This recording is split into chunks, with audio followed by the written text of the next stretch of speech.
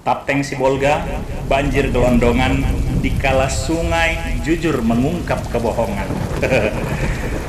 Sebuah analisis banjir bandang Tapteng Sibolga.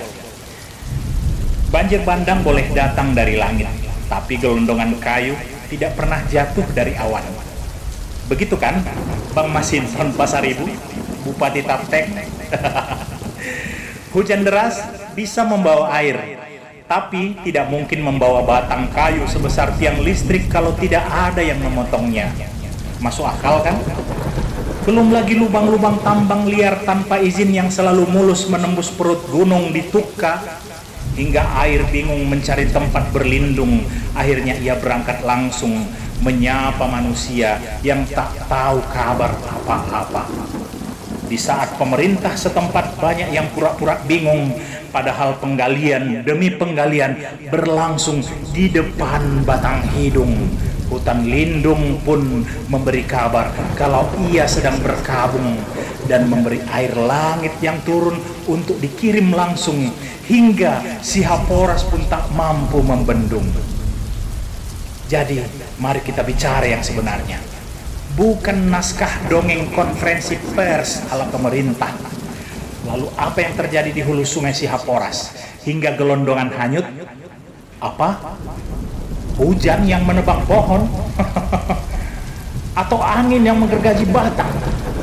Di hulu hutan Abolon Tukka ada batu besar-besar hanyut didorong oleh kayu gelondongan. Siapa yang tebang? Semut atau malaikat sedang praktek tebang pilih?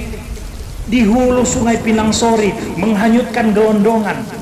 Gelondongan itu bukan ranting kecil, bukan sampah rumah tangga. Itu batang pohon yang memerlukan gergaji mesin, memerlukan izin, dan memerlukan titik-titik. Ya, Anda tahu apa lanjutannya? Apa yang terjadi di hulu sungai sehingga kayu gelondongan nyangkut di jembatan Anggoli, batas Tapteng dan Tapsel, sampai-sampai jembatan bukan lagi infrastruktur publik, tapi berubah fungsi jadi tempat parkir kayu ilegal setiap kali hujan turun. Mana mata? Nampak kan? Dan ini pertanyaan yang tidak boleh lagi dianggap sepele. Ada apa ini Pak Bobi Nasution, Gubernur Sumatera Utara? Sehingga kayu gelondongan besar-besar hanyut di Sungai Batang Toru yang hulu sungainya melewati Taput. Ada apa dengan Taput? Tapsel. Ada apa dengan Tapsel? Hingga berujung ke Tapteng. Ada apa dengan Tapteng? Hutannya maksud saya. Apa yang sebenarnya terjadi? Apakah banjir bandang sedang mengungkap apa yang selama ini disembunyikan dalam kebohongan? Atau sungai sedang berkata jujur sementara pemerintah sedang sibuk mengarang alasan?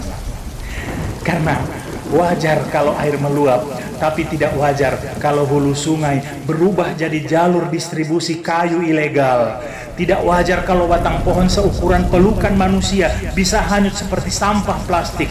Tidak wajar kalau bencana justru membuka buku besar perusakan hutan yang selama ini ditutupi rapi, lagi-lagi dengan kebohongan.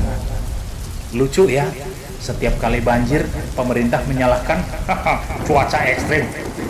Tapi kayu gelondongan yang hanyut ini mau disalahkan ke siapa? Ke hujan?